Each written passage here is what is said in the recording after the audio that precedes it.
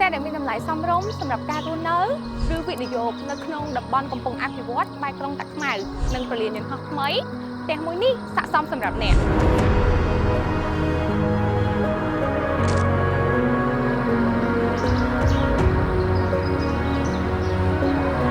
អភិវឌ្ឍរួមគ្នាដោយវិនិយោគិនជប៉ុននិងសហបរិយមេត្រា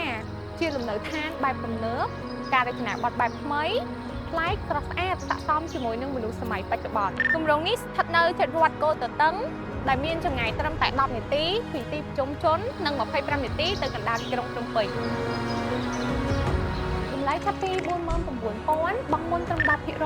ផ្នែកកម្ចីជាមួយធនាគារដៃគូសហការរហូតដល់90%ហើយការបង់ប្រចាំខែត្រឹមតែ$300ទៅ$400នៅក្នុងមួយខែតែប៉ុណ្ណោះបន្ថែមពីនេះបរិយាមានផ្ដល់ជូននៅកម្មសិទ្ធិខ្លាំងរឹងសន្តិសុខការពារ24ម៉ោងព្រមទាំងប្រព័ន្ធកាមេរ៉ាសុវត្ថិភាពទៀតផងគម្រោងនេះមានផ្ទះពីរប្រភេទទី1ជាប្រភេទវិឡាកូនកាត់ទី2ជាប្រភេទផ្ទះអាជីវកម្មប្រភេទនីមួយៗមានផ្ដល់ជូននៅគ្រឿងសង្ហារឹមជាពិសេសតាមតម្រូវការរបស់អតិថិជនមេត្រាផ្ដល់នៅឱកាសដែលលោកអ្នកមិនគួររំលងតាក់ទងមក IPS ឥឡូវនេះសម្រាប់ព័ត៌មានល្អិត